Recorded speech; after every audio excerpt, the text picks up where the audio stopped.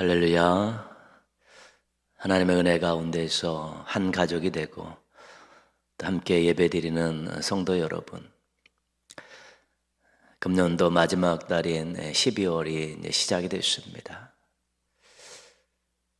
2025년을 감사로 잘 마무리하시고 2026년을 소망으로 기대하며 사시기를 축복합니다.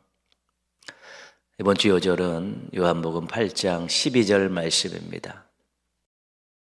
요한복음 8장 12절 말씀 우리 함께 암송하시겠습니다.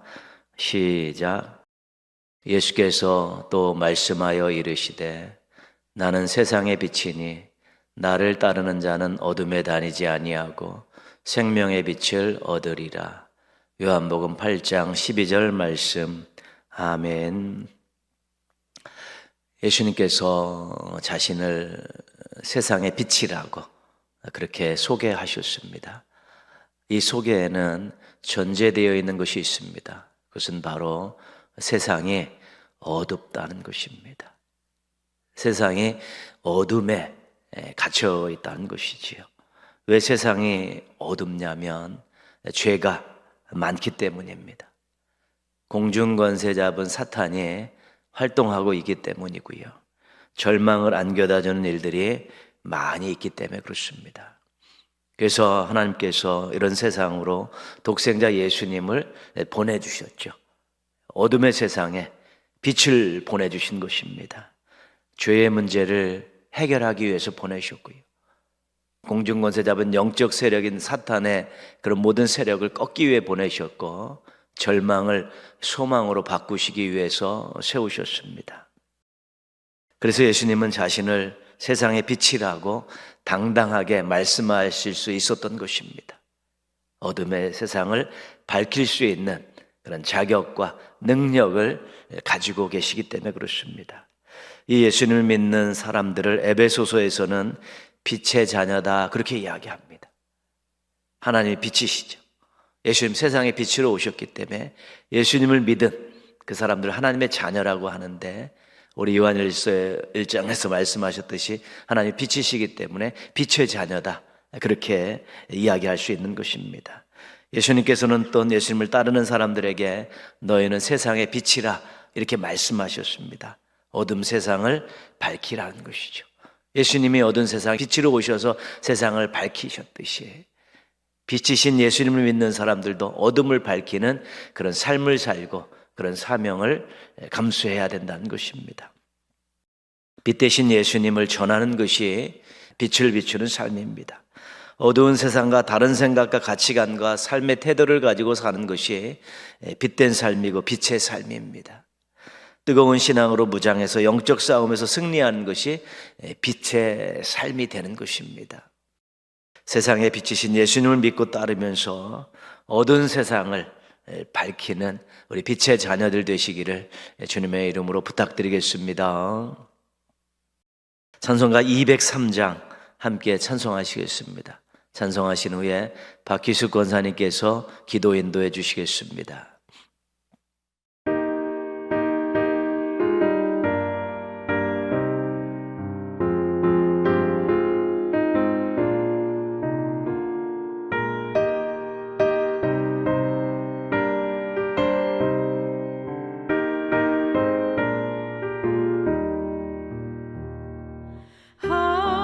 하나님의 말씀은 생명의 말씀이라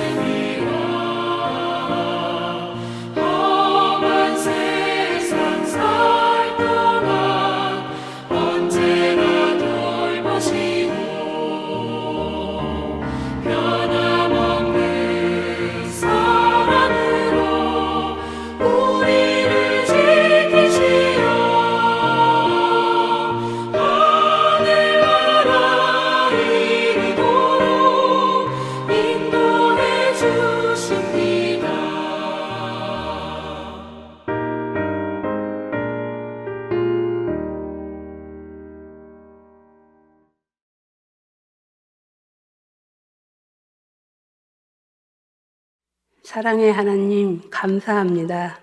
이렇게 주중 예배로 모여 하나님께 예배드리게 하시니 감사를 드립니다. 2025년도를 시작한 지도 벌써 11개월이 다 지나가고 마지막 한 달만을 남겨두고 있습니다. 그 시간 동안 우리를 지키시고 인도하여 주신 하나님 감사합니다. 하나님 아버지, 언제나 우리를 지키시고 사랑해 주시는데 그 사실을 잊어버리고 내가 주인 되어 살았습니다. 하나님 아버지, 용서하여 주시옵고 예배와 말씀, 묵상, 기도를 통해 더욱더 하나님을 알아가고 닮아가는 신앙인으로 설 수 있도록 인도하여 주시옵소서.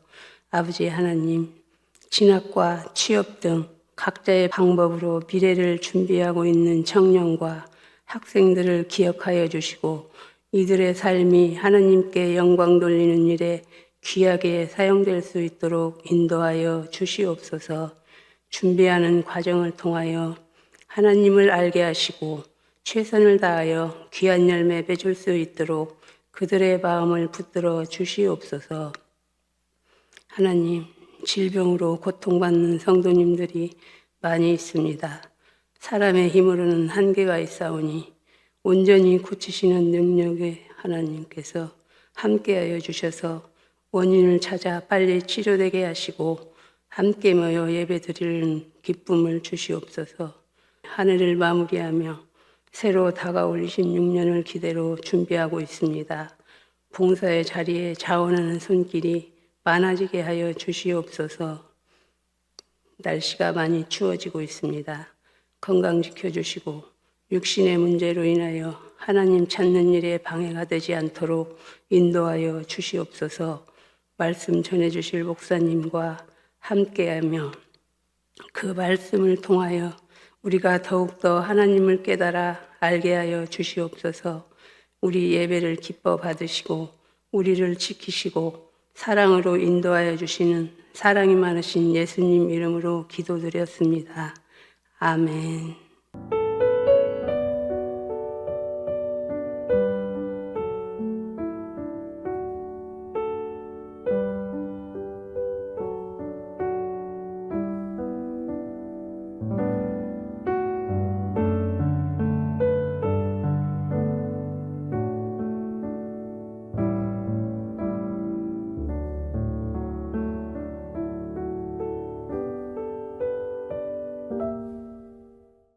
오늘 주신 하나님 말씀은 신약성경 디모데후서 3장 15절에서 17절까지 말씀입니다. 디모데후서 3장 15절에서 17절 우리 함께 읽겠습니다. 또 어려서부터 성경을 알았나니 성경은 능히 너로 하여금 그리스도 예수 안에 있는 믿음으로 말미암아 구원에 이르는 지혜가 있게 하느니라. 모든 성경은 하나님의 감동으로 된 것으로 교훈과 책망과 바르게 함과 의로 교육하기에 유익하니 이는 하나님의 사람으로 온전하게 하며 모든 선한 일을 행할 능력을 갖추게 하려 함이라. 아멘.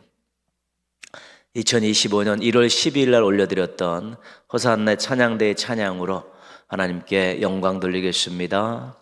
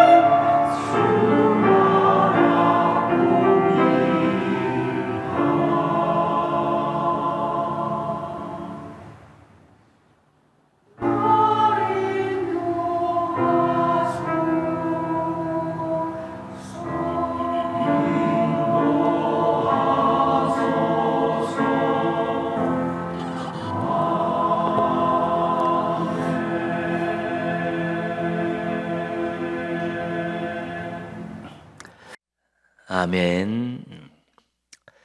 우리가 구원을 말할 때, 또 구원을 설명할 때 앞뒤에 있는 부분들에 설명할 것이 많습니다.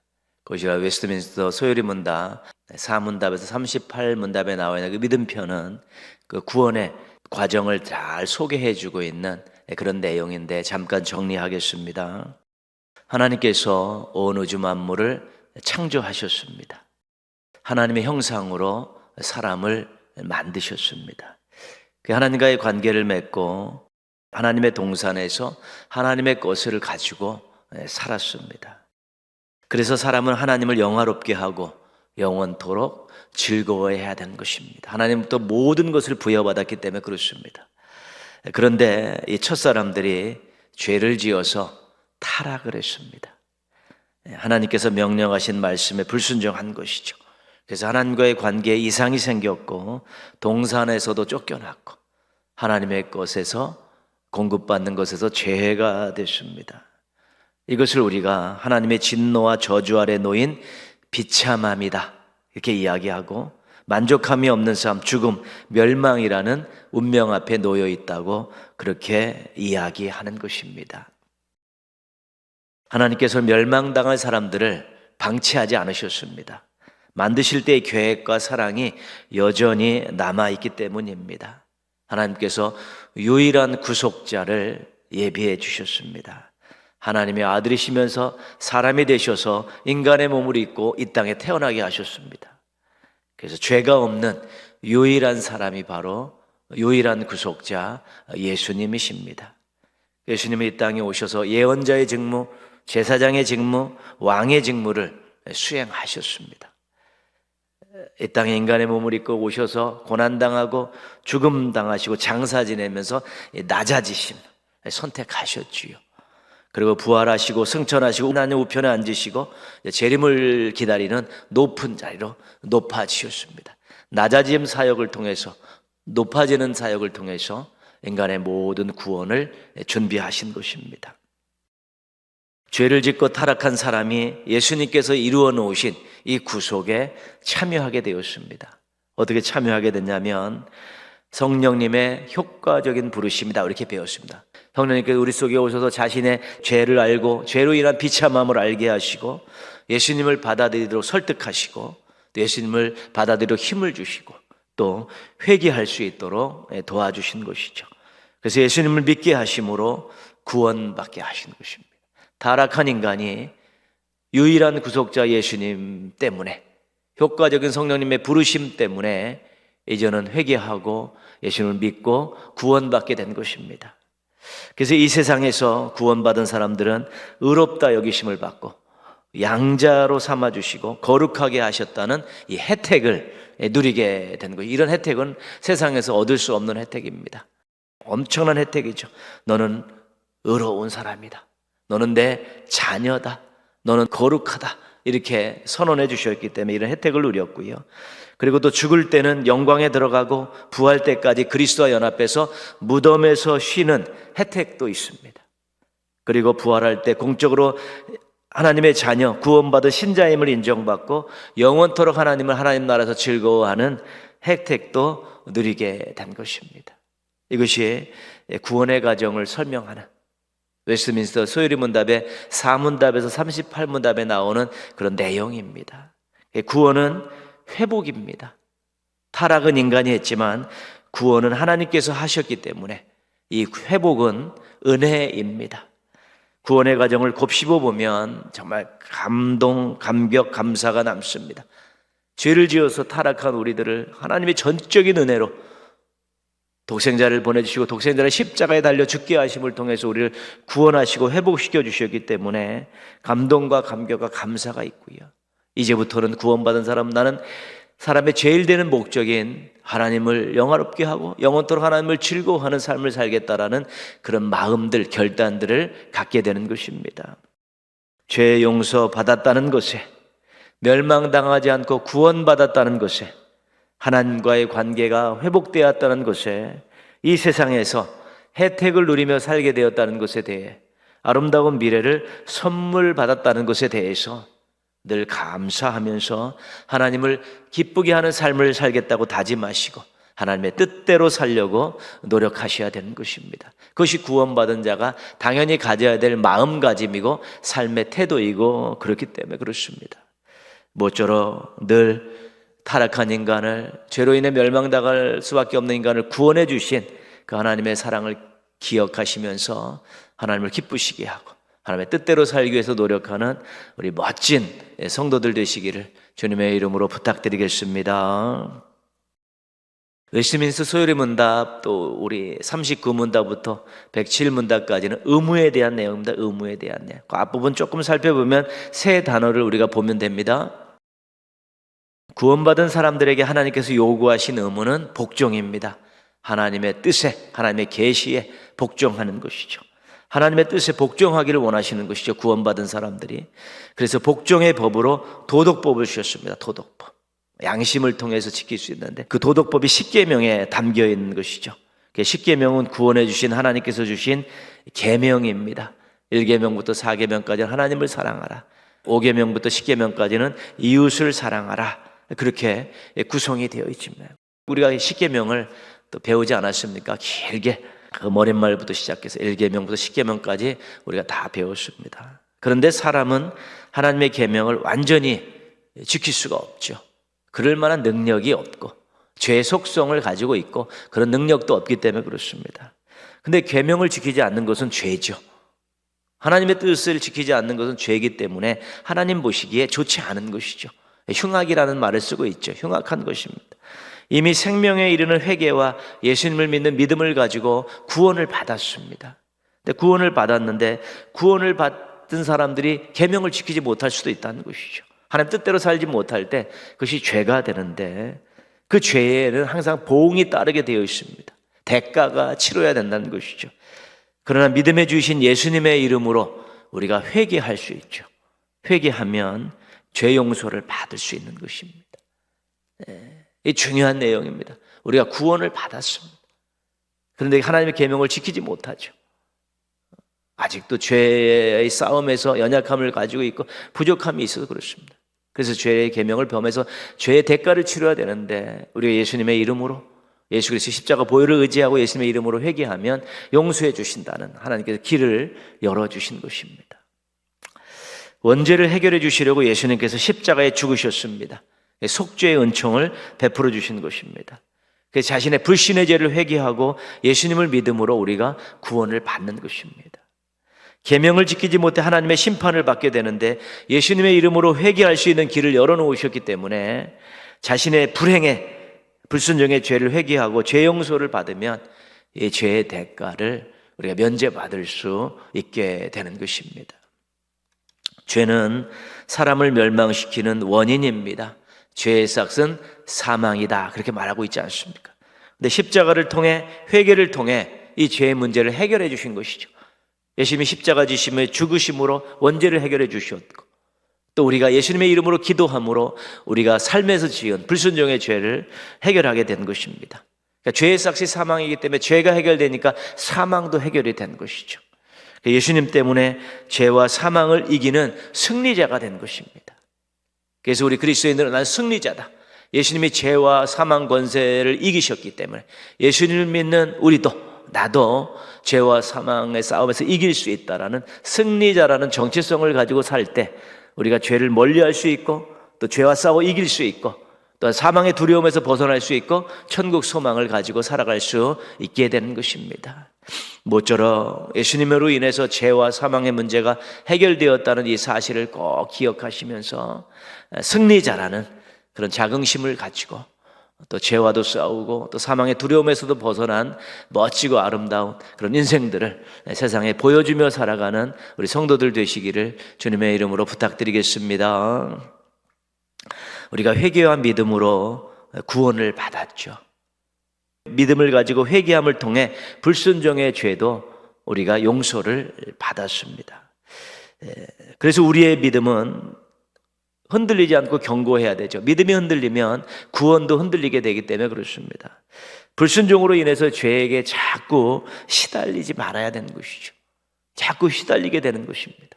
어떻게 하면 우리가 믿음을 잘 지켜서 구원의 확신을 가지고 살 수 있을까? 어떻게 하면 믿음을 잘 지켜서 이 유혹, 불순종의 유혹으로부터 이기며 살 수 있을까? 이것이 우리들의 고민이고 기도 제목인 것입니다. 근데 오늘 우리가 봐야 될 말씀이 그 문제를 해결해 주고 있죠. 88문을 보시면 그리스도께서 구속의 혜택을 우리에게 전달하신 데 쓰시는 외형적인 방법들은 무엇입니까? 그렇게 돼 있죠. 88 답도 한번 보시면 그리스도께서 구속의 혜택을 우리에게 전달하는 데 쓰시는 외형적인 방편은 그의 법령들, 특히 말씀과 성례와 기도이며 이것들은 모두 택함을 받은 자들을 위한 효력이 있습니다. 이게 구속의 혜택이라는 것은 구원을 지키는 것입니다. 그래서 구원의 확신과 기쁨을 유지하는 것이고, 구원받은 사람들의 믿음을 키우는 것이고, 구원받은 사람들의 삶을, 말씀을 지킴으로 성숙하게 하는 것이지요. 그래서 구원받은 사람들과 계속 교제하시기 위해서, 그 신앙과 삶을 보시고 기뻐하시기 위해서 하나님께서 외형적인 방법을 주셨다는 것입니다. 구원을 지키고 구원을 유지하기 위해서, 또한 구원받은 자의 성숙한 삶을 위해서 외형적인 방법을 주셨는데 그 세 가지가 바로 말씀과 성례와 기도라는 것입니다.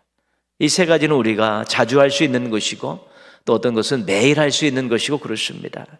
구원을 풍성히 누리고 구원받은 자의 제대로 된 삶을 살게 하기 위해서 하나님께서 주신 이 세 가지 방법, 이게 굉장히 중요한 내용입니다. 왜 우리가 구원의 확신과 기쁨을 갖지 못하고 구원받은 자의 삶을 살지 못하면 이 구원 자체가 사람들에게 매력이 없는 것이죠.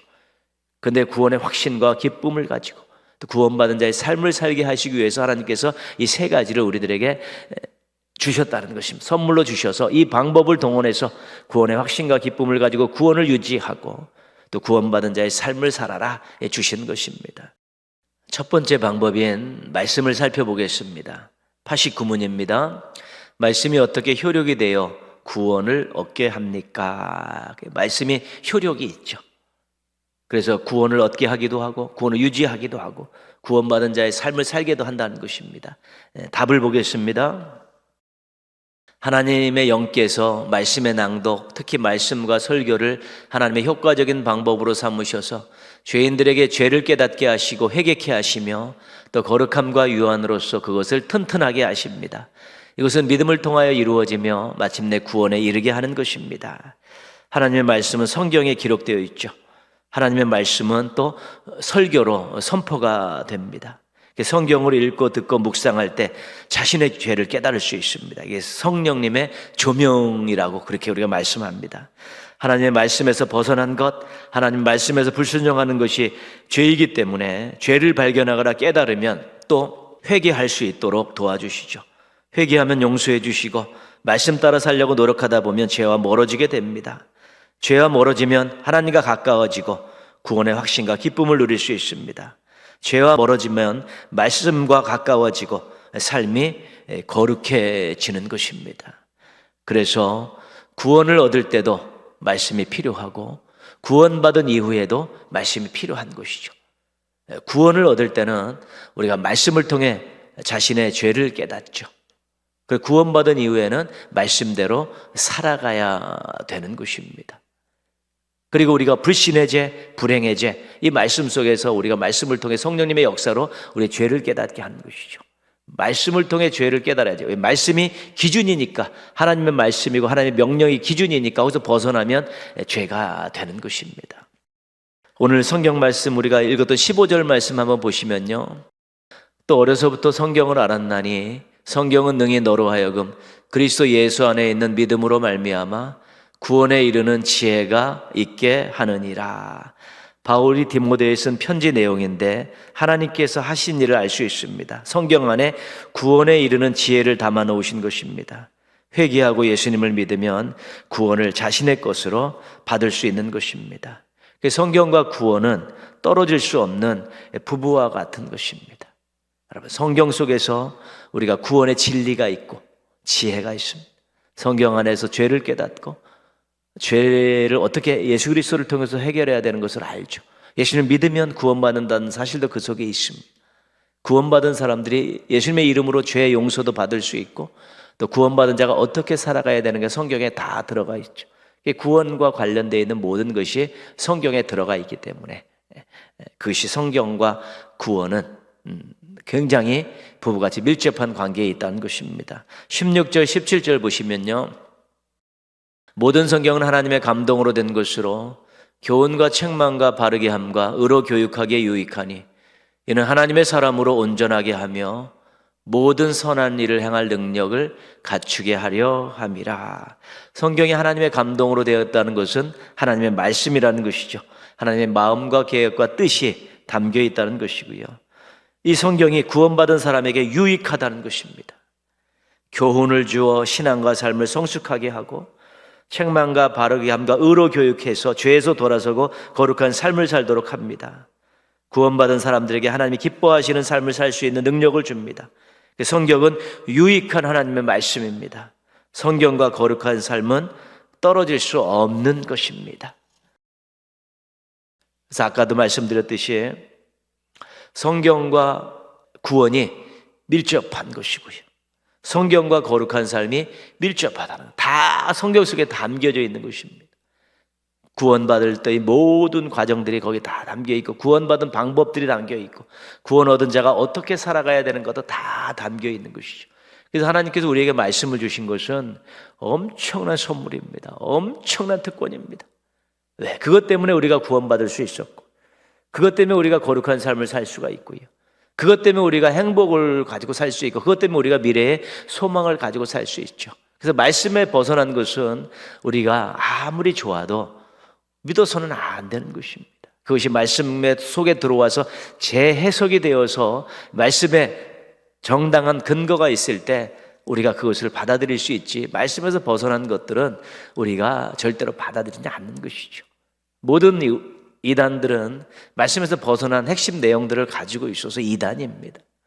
신앙적인 방법을 동원하지 않고 살아가는 사람들이 말씀에서 벗어나면 자기 유익을 챙기는 것이고요, 말씀에 대해서 우리가 너무 이 귀한 구원과 관계된 구원받은 자의 삶과 관계 너무 중요하다는 이 사실을 잃어버리면, 말씀을 등한히 하게 되면 구원도, 구원받은 자의 삶도 조금씩 유혹을 받고 흔들리게 되어 있는 것입니다.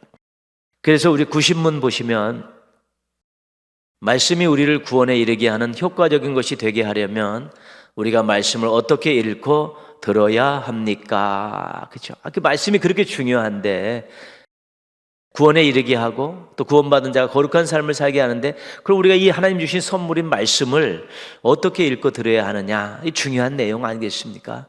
90답을 보시면요, 말씀이 우리를 구원에 이르게 하는 효과적인 것이 되게 하려면 우리가 부지런함과 준비와 기도로서 거기에 열중하고 믿음과 사랑으로 받아들이고 우리 마음에 간직하여 우리 생활에서 그것을 실천해야 한다. 그렇죠? 이 말씀이 중요한 선물이고 우리 구원과 연관된 아주 중요한 것이기 때문에 부지런해야 돼요. 부지런히 준비해야 되고 또 기도하며 읽고 배워야 되는 것이죠.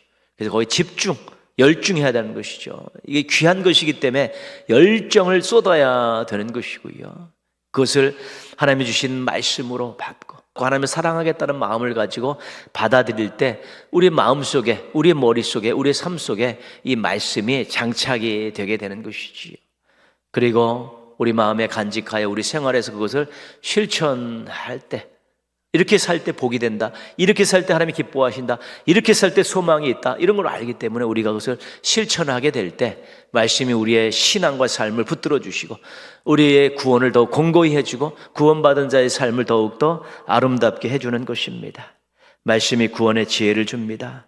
말씀이 구원의 확신과 기쁨을 누리게 합니다. 말씀이 구원을 지키게 합니다. 말씀이 거룩한 삶을 살게 하는, 이렇게 유익하기 때문에 관심과 투자를 아끼지 말아야 한다는 것입니다. 무관심하고 하찮게 여기고 소홀히 해서는 안 되는 것입니다. 무관심하고 하찮게 여기고 소홀히 하게 되면 이 구원의 부분도 흔들릴 수 있습니다.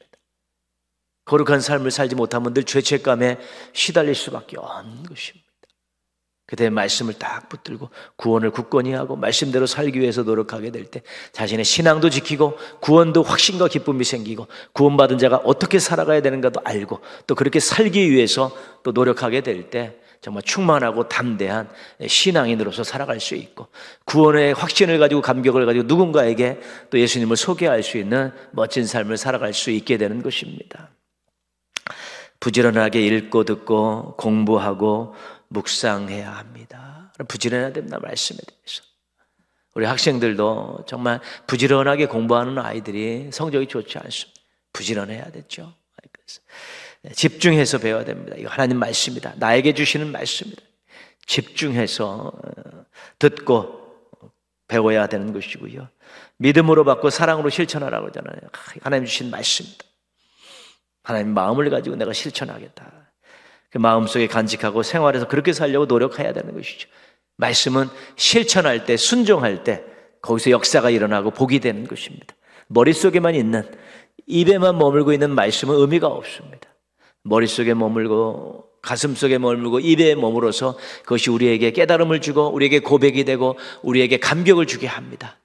그런데 궁극적으로는 이것이 실천으로 나가게 될 때만이 엄청난 유익이 있게 되는 것이고, 그걸 보고 하나님이 기뻐하시는 것입니다. 말씀은 우리가 관심 갖는 것만큼, 우리가 열정으로 다가서는 것만큼, 지키려고 노력하는 것만큼 우리에게 반응한다는 사실을 기억해야 합니다. 우리가 1로 반응하면 말씀이 1로 반응하고, 우리가 10으로 반응하면 말씀이 10으로 반응하고, 우리가 100으로 반응하면 말씀이 100으로 반응한다. 이거 알아야 됩니다. 말씀을 얼마나 귀하게 여기고 얼마나 집중하고 얼마나 열정을 가졌나에 따라서 말씀이죠. 처음에는 우리가 말씀을 읽습니다. 그러나 나중에는 말씀이 우리를 이끌어가는 것입니다. 왜냐하면 말씀에 능력이 있기 때문에 그렇습니다. 그거 잊어버리시면 안 돼요. 내가 말씀에 관심을 갖는 것만큼 말씀이 나에게 엄청난 대가를, 엄청난 열매를 주고 능력으로 역사한다는 사실을 기억할 수 있어야 되는 것이죠. 하나님께서 우리에게 구원과 성숙함을 위해서 주신 첫 번째 방법인 이 말씀을 귀하게 여기고 또 친하게 지내면서 말씀대로 살려고 노력하셔서 하나님이 예비해 놓으신 많은 유익도 얻고 또 복도 누리고 또 구원에 관계돼서 구원받은 자의 삶에 관해서 아름답게 열매 맺고 꽃 피우며 살아가는 행복한 성도들 되시기를 주님의 이름으로 축원합니다. 기도하겠습니다. 기도하실 때요, 말씀에 대한 열정을 통해 구원과 거룩한 삶에 큰 유익을 얻게 해달라고 기도하시고요. 여러분의 말씀 생활이 집중력이 있고 꾸준하고 또 열정이 있게 해달라고 기도하시고요. 너희는 나를 누구라 하느냐는 예수님의 질문에 확실하고 감격적인 대답을 찾는 우리 대강절이 되게 해달라고요. 이 대강절 기간 동안에 예수님이 너희는 나를 누구라 하냐 물었던 걸 자신에게 던진 질문으로 받고 확실한 한번 대답을 찾으면 또 신앙생활하고 앞으로 인생 살아가는 데 큰 힘이 될 것입니다. 이 두 가지를 위해서 한번 같이 기도하겠습니다.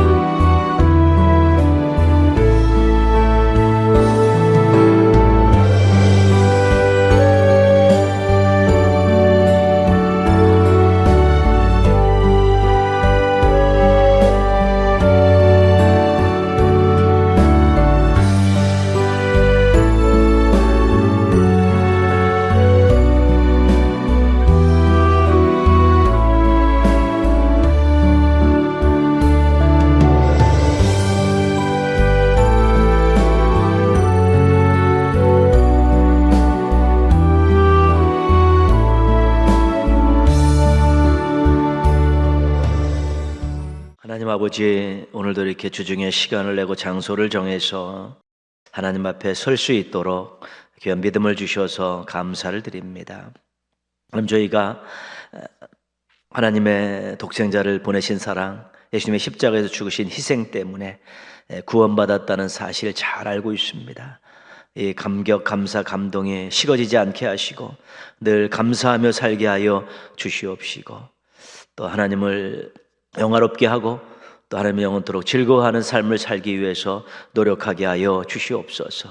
저희들에게 주신 이 말씀, 매일 읽을 수 있는, 또 언제나 공부할 수 있는, 들을 수 있는 이 말씀에 대해서 귀하게 여기고 저희가 하나님 말씀을 친하게 지내면서 말씀을 통해서 저희들의 신앙과 구원을 굳건히 하게 하여 주옵시고, 또 구원받은 감격을 가지고 말씀대로 살아서 저희들의 삶이 거룩한 삶이 되게 하시고 하나님을 기쁘시게 하는 삶이 되어질 수 있도록 은혜 베풀어 주시옵소서. 말씀에 대한 열정을 잃어버리고 친근감을 잃어버리지 않고 부지런함을 잃어버리지 않아서 구원과 거룩함에 큰 유익을 얻고 살게 하여 주옵시고, 순종하는 자들이 누리는 복을 누리며 살아갈 수 있도록 은혜 베풀어 주시옵소서. 이번 대강절에는 너희는 나를 누구로 하느냐 예수님의 질문에 저희가 대답을 준비하려고 보내고 합니다. 묵상하게 하시고 질문을 받게 하시고 예수님에 대해 어떤 생각과 고백을 가지고 있고 평가를 하고 있는가를 잘 돌아보며 인생을 걸만한 고백을 찾아내게 하시고 그런 고백을 드리면서 더 멋지고 아름다운 삶들을 살아갈 수 있는 성도들이 되어질 수 있도록 은혜 베풀어 주시옵소서. 날씨가 추워집니다. 하나님 아버지, 동인의 가족들 건강을 지켜주시옵소서. 출입을 지켜주시옵시고 하루하루 하나님의 은혜 가운데서, 하나님의 사랑 가운데서 따뜻한 삶들을 살아가게 하여 주옵시고, 누군가를 또 섬김으로 사랑으로 따뜻하게 하는 아름답고 멋진 하나님의 자녀들로 살아가게 하여 주시옵소서. 육신의 연약함 때문에 힘든 시간들을 보내는 지체들이 많습니다. 하나님 아버지, 통증을 잠재워 주시고 또 기능들이 회복되게 하여 주옵시고 병의 근원이 뽑혀나가게 하여 주셔서 이제 건강한 모습으로 살고 또 저희들과 함께 예배드릴 날도 허락해 주시고 일상에서 하나님과 동행하는 귀한 삶들을 살아가는 우리의 지체들이 되게 하여 주시옵소서.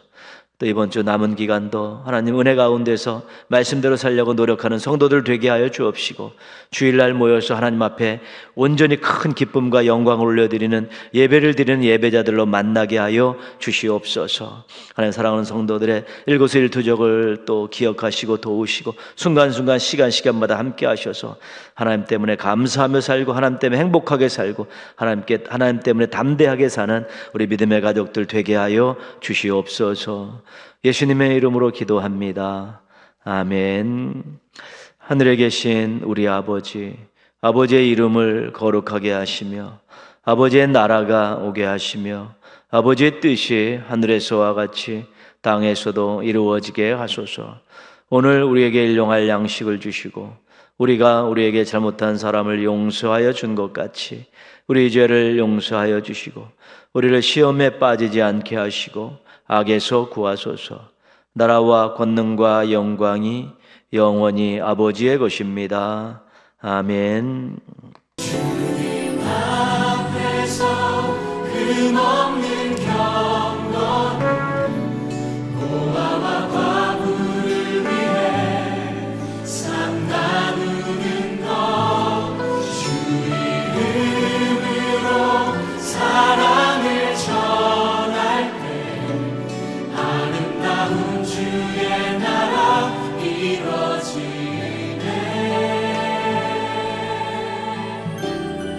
천국의 소망, 천국의 소망.